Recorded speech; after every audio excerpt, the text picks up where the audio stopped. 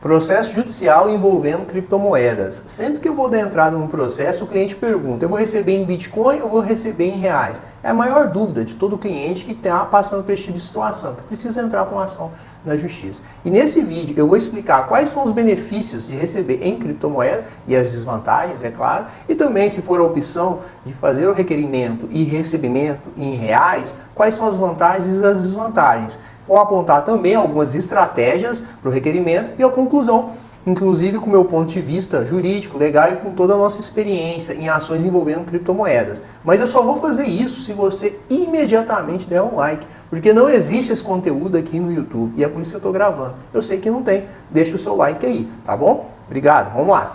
Meu nome é Rafael Souza, eu sou advogado de criptomoeda desde 2017 que a gente atua nessa área.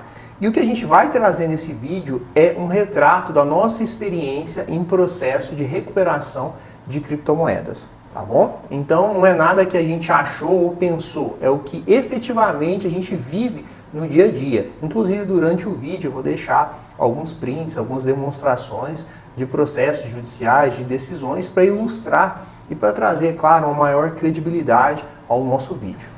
Vamos lá então, primeira dúvida, vou receber em Bitcoin ou criptomoeda? Depende muito da estratégia. Você pode fazer o seu requerimento para receber na sua criptomoeda preferida, um Litecoin, por exemplo, ou em reais.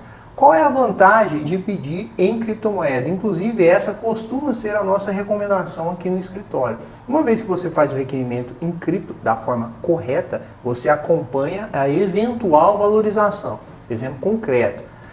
Um processo em que o cliente, na época em que ele entrou, um Bitcoin valia 100 mil reais. Um ano e meio, quase 2 anos depois, na época do recebimento, o Bitcoin valia mais de 200 mil reais. Ele acompanhou a valorização, sim. E por quê? Porque ele fez o requerimento, com base na nossa orientação, de restituição das criptomoedas. Ao passo que se tivesse realizado o requerimento, a conversão das criptomoedas na época, o que ele receberia? O valor em reais atualizado. Então a principal estratégia de receber, de fazer o requerimento em criptomoedas é acompanhar a valorização. Mas aí vem a outra dúvida, tá bom, e se desvalorizar? Nesse mesmo caso desse cliente, valorizou, mas se 100 mil reais a criptomoeda, o Bitcoin, que é o que a gente toma como exemplo, ele tivesse desvalorizado para 50 mil reais. Aplicando a estratégia correta, você consegue se proteger. Como se proteger disso? Fazendo o requerimento da forma correta, tá? Há uma previsão legal, é chamado de perdas e danos. Então você faz o requerimento. Se eventualmente aquela criptomoeda ela não valorizar, ela desvalorizar, você vai incluir, claro, no seu processo, desde o princípio, o requerimento de conversão em perdas e danos, e aquele prejuízo, você tinha 100, hoje só passa a ter 50. E geralmente isso acontece por conta de um bloqueio de criptomoeda numa corretora, no exchange, ou de um hack, uma falha de segurança. Então, tudo isso aconteceu em razão, em culpa da conduta daquela corretora. Isso aconteceu por conta exclusiva da corretora, o juiz pode reconhecer as perdas e danos, e reconhecendo as perdas e danos, em vez de criptomoeda, você vai receber em reais na época, desde a época do incidente, tá? Devidamente atualizado e corrigido.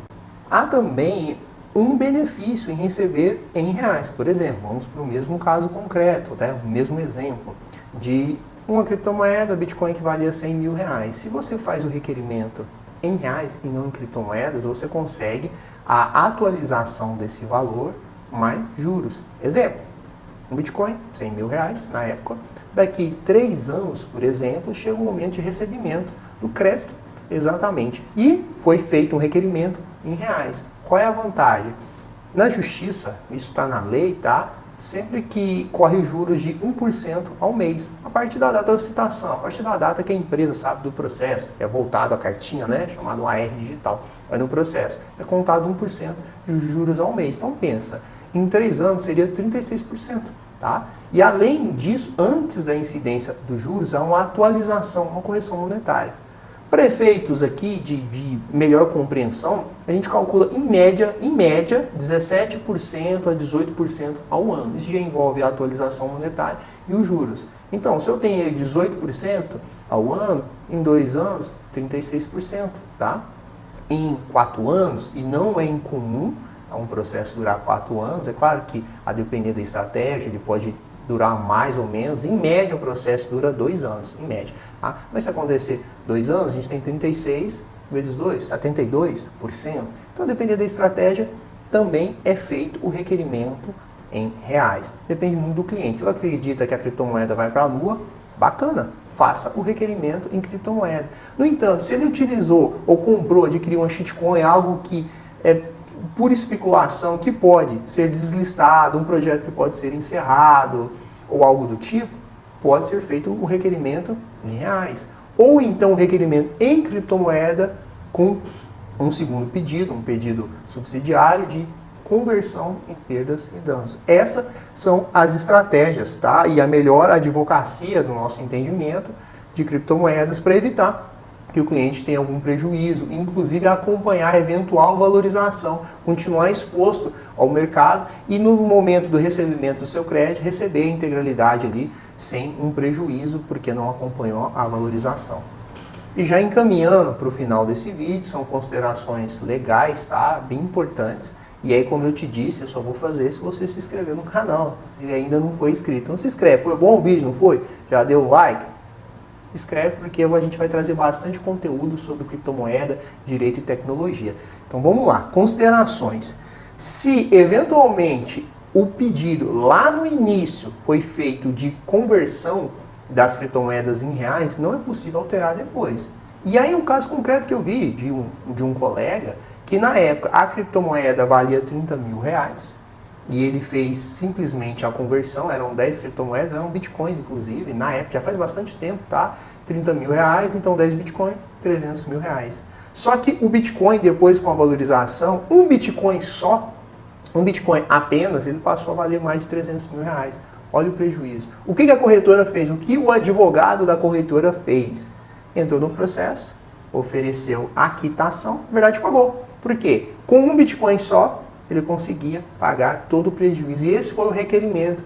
E o requerimento não foi feito da forma correta.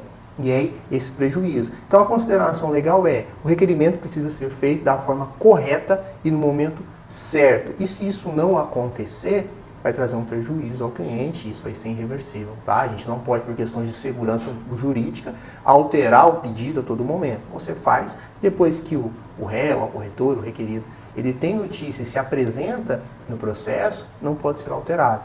Isso é algo bem importante, tá? Então, se você gostou do conteúdo, né, considere fazer um comentário. Se tem alguma dúvida, pergunta aqui. Quem sabe a gente responde, ou quem sabe a gente até não grava um vídeo resposta sobre o seu comentário. Meu nome é Rafael Souza, eu sou advogado de criptomoeda. Muito obrigado.